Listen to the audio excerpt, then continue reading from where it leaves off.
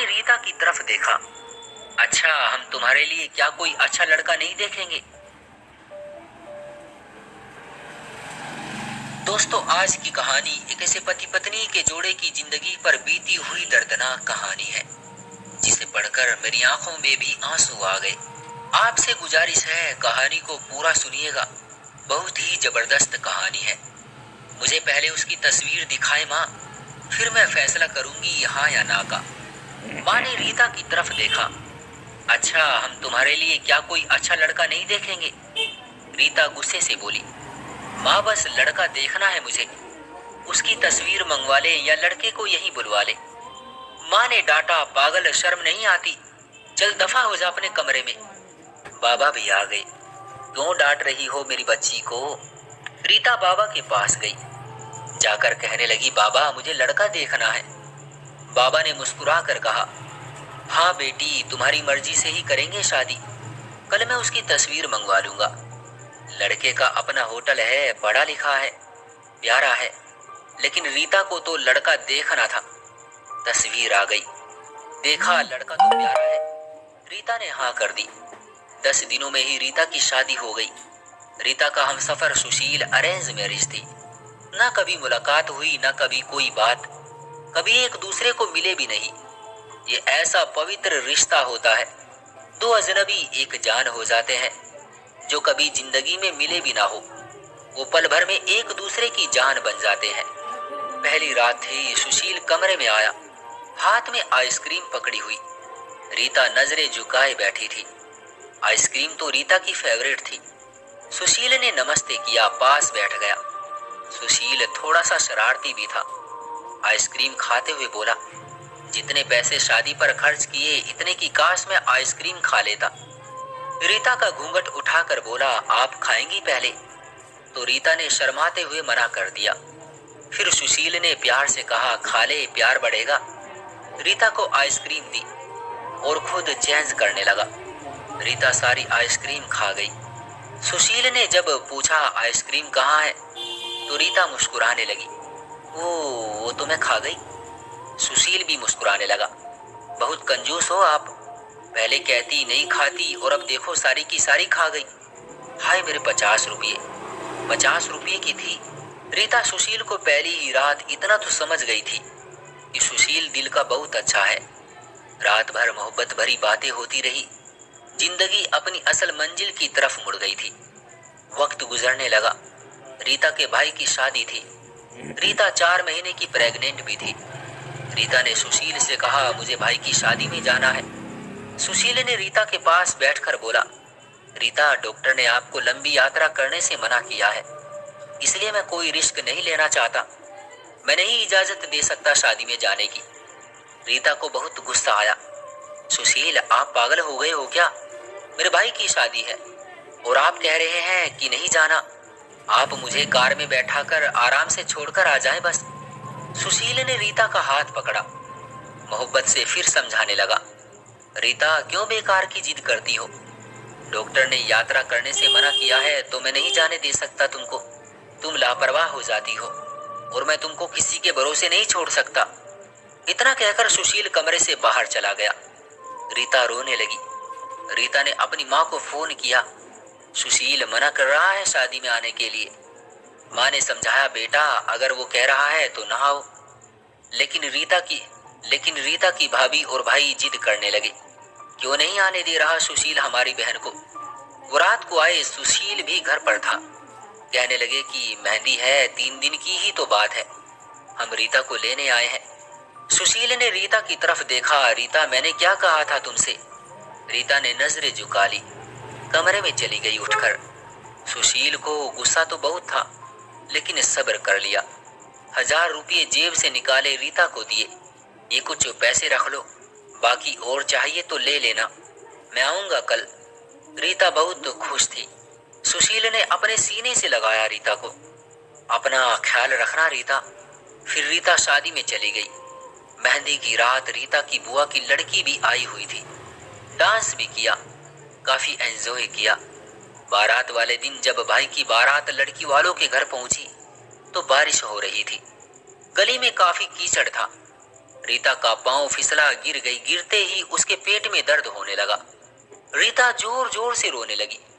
जल्दी से रीता को अस्पताल ले गए। रीता दर्द से चिल्ला रही थी। सुशील को कॉल की, रीता के बारे में बताया। सुशील घबरा गया। वो जल्दी से अस्पताल पहुंचा।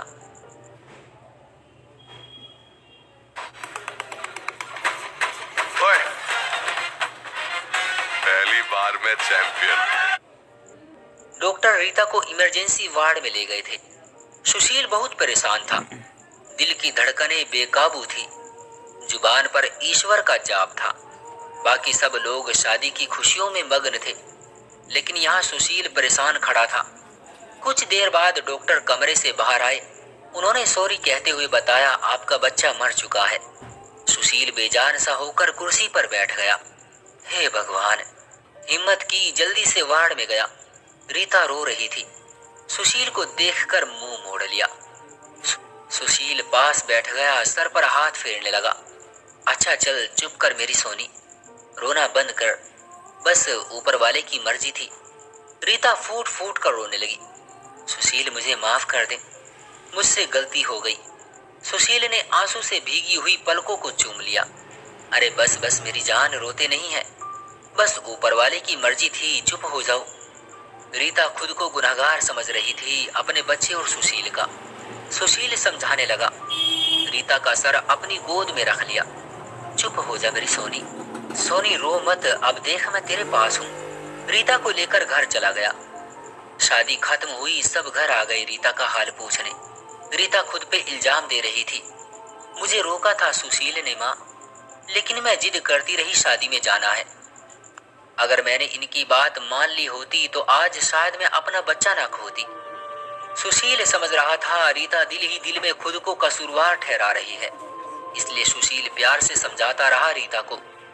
अरे पागल, खुद को परेशान ना कर, ऊपर वाले की मर्जी थी ना, ऊपर वाले ने चाहा तो हमें फिर से औलाद जरूर देगा।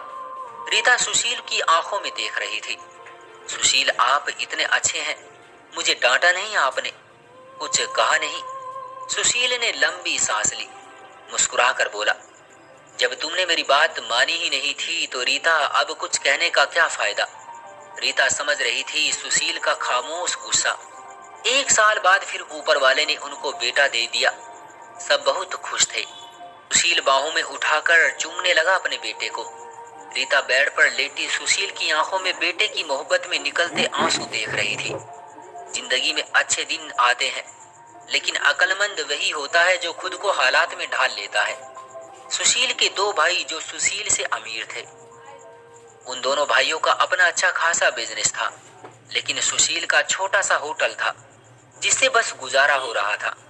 रीता ने जिद की, सुशील बच्चे को गर्मी लगती है, इसलिए ये बहुत रोता है, मुझे कमरे में एसी लगवा कर दे। सुशील ने सर पर हाथ रखा। अरे रीता, पागल हो गई हो क्या, मेरे पास नहीं है इतने पैसे एसी के लिए। रीता ने जिद की, मुझे एसी चाहिए बस कमरे में। सुशील अपने बेटे को सीने पर लेटाकर खेल रहा था उसके साथ। रीता बस एसी लगवाने की जिद किए बैठी थी। सुशील ने रीता का हाथ पकड़ा, अपने करीब किया। रीता, पता नहीं क्यों इतनी जिद्दी हो तुम, लगवा दूंगा एसी। ये लो, सो गया है मेरा राजकुमार, इसको लेटा लो। 2 साल बाद ऊपर वाले ने एक बेटी भी दी उनको। वो बहुत खुश थे। हर अच्छी बुरी ख्वाहिश पूरी करता था सुशील, लेकिन फिर भी छोटी छोटी बातों पर उनमें झगड़ा रहता ही था। बेटा 4 साल का हो गया था, बेटी छोटी थी। सुशील का होटल का काम अच्छा नहीं चल रहा था। सुशील कुछ परेशान था। घर आया, देखा बेटे ने उसका लैपटॉप तोड़ दिया था। रीता मोबाइल पर लगी हुई थी। सुशील ने देखा लैपटॉप टूटा हुआ पड़ा है। सुशील चिल्लाकर बोला, रीता ये क्या है। रीता ने देखा, ये आपके लाडले ने तोड़ा है। सुशील गुस्से में पहले ही था। रीता को गाली देकर बोला, तुम्हारा दिमाग काम नहीं करता, इसमें मेरा सारा डेटा था, तुम पागल हो क्या, जाओ खाना लेकर आओ, उठ जाओ।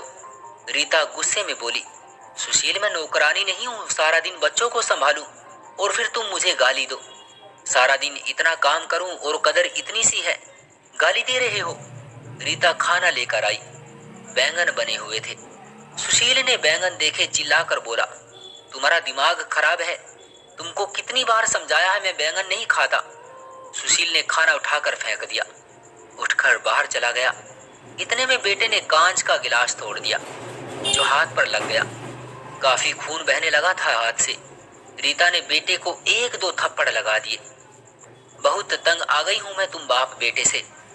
बेटों को उठाकर कमरे में ले गई। रो रही थी, साथ ही गुस्से में बोल रही थी, 5 साल हो गए इस इंसान के साथ, मेरी कदर ही नहीं है। बेटे के जख्म पर मरहम लगाने लगी। इतने में बेटी भूख से रोने लगी।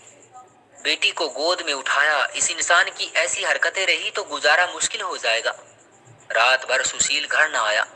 रीता ने भी फोन करके ना पूछा। रीता ने अपनी माँ को बताया, सुशील आजकल ना खर्चा दे रहा है, ना अच्छे से बात करता है, गालियां देता है। माँ ने कहा, अच्छा हम करते हैं बात उससे।